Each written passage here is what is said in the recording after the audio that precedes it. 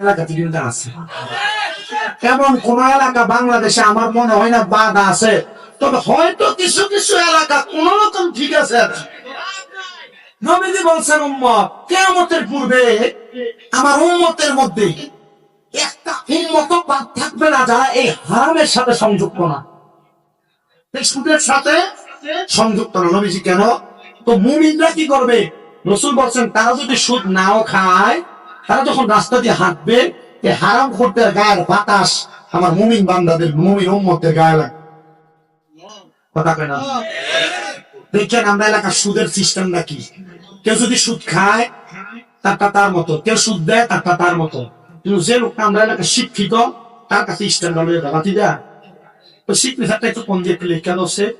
মনে রাখেন যে সুদের কারবারের জিনিসটা একটু লেহালেহি করে তার ঠিকানা একবার সুদ খাইলে যে গুণা, তাহলে লেখা দিলে গুণাটা কি একই না কম? বাড়িকে একটা কম দিব, যন্ত্রণাদায়ক শাস্তি। আমার দেখবেন অনেকে সুদ খায়ও না, দেয়ও না, নেহেও না, এলাকার শ্রদ্ধার মতো পরি করে মোটামুটি। কাকা আমি তো তার থেকে 5 লাখ টাকা লইতাম, আর তে কইছে আমি যদি লয়ে যা সাক্ষী বানা তাহলে তে আমার দিব। কাকা একটু সাক্ষীও না, আল্লাহ এদের শাহেদ, এটা সাক্ষী হয়ে গেল সুদের টাকা। এই যে একটা সিগনেচার দিয়ে দিলেন আপনি, অথবা ব্যাংকের লোন যে লয়, এই ব্যাংকের লোনটা আপনাকে একটা সিগনেচার দিয়ে দিছে, আল্লাহ নবী কখনো করে দিন তাহলে সাক্ষী হওয়া যাবে? আপনাদের কথা বল না, সাক্ষী হওয়া যাবে? আমি ওই যে মেরাজ মনে হয় আমি কইছি, আমি কইছি ঠিক 9:45 হাসান হাজারি হুজুরে নিয়ে আইবা, কারণ এখানে মানুষ আমারে দেখতে আইতো না, হুজুরের ওয়াজ শুনতে আসবে। যেহেতু আসবে আমি আমার সুযোগ পাইছি, যেহেতু তোমরা যেহেতু কইরাই দিছ, আমি দুই একটা কথা বলবো। আপনার এই কথা থেকে যেটা যেটা আমল করতে মন চাইবে আপনারা আমল করবেন, ঠিক আছে না? ঠিক আছে না?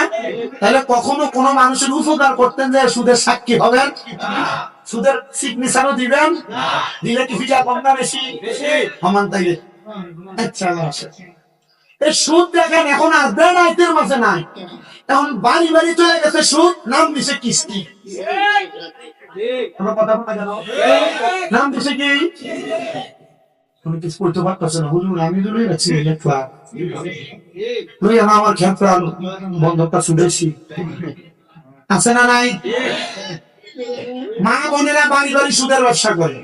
দেখবেন এলাকায় যদি কারো কাকারে বা কোন বাইরে কাকা দেন না 1 লাখ টাকা কোন রকম ব্যবস্থা করে দেওয়া যায়, আমার কাছে তো নাই, তো শাশির কাছে যায় খুঁজে ব্যবস্থা, তার বোনেদের কাছে করা টিয়া দিছে, লাগাই দিবা নাকি?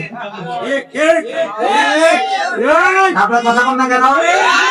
মা বোনেরা তারা পর্দা শুনতেছ, আম্মা আমি চাই না গো মা তোমরা কোন রানিয়ারা বিষ্ণুপুর সহ সারা বাংলাদেশের কোন মহিলা জাহান্নামের আগুনে চলো, এই সুদের টাকাটা খাইয়া তোমার জাহান্নামটা তুমি নিজেই কিনা রেডি করতেছো। কথা কর না? এই সুদরা এখন হয়ে গেছে আমার ন্যাশনালিটি।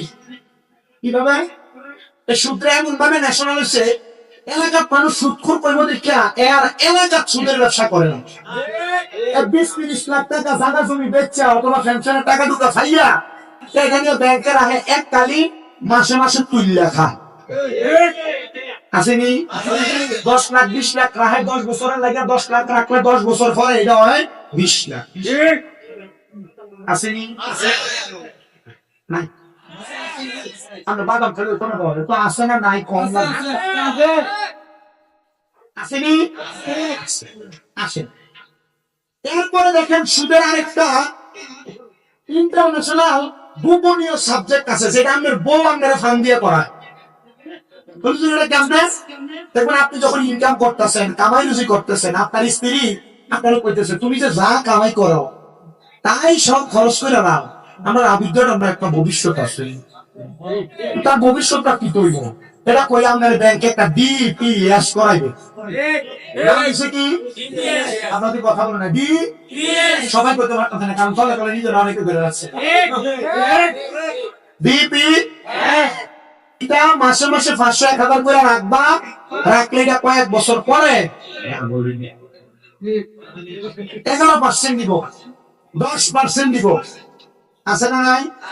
দেখবেন আপনি যখন ব্যাংকে বেশি যাতায়াত করবেন, আপনার ব্যাংকের একটা কর্মীর সাথে পরিচিত বেশি হয়ে যাবে, কোন ওই কর্মী আপনার অফার করবো, স্যার কিছু টাকা ফিক্সড ডিপোজিট করে না, আপনারা দেখবেন প্রস্তাব দিবে।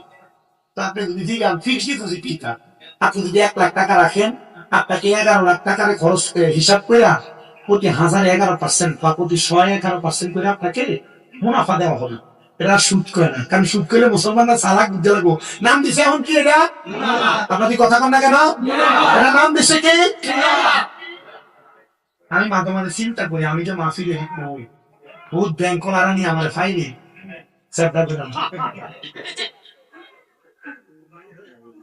আপনার কষ্ট আছে। মাঝে মাঝে বহুত হুজুরা ঘুম হয়ে থাকা দেখা না, কি লেখা যায় উচিত কথা নিজের কোন আর হাফছে তার নিরব করে না।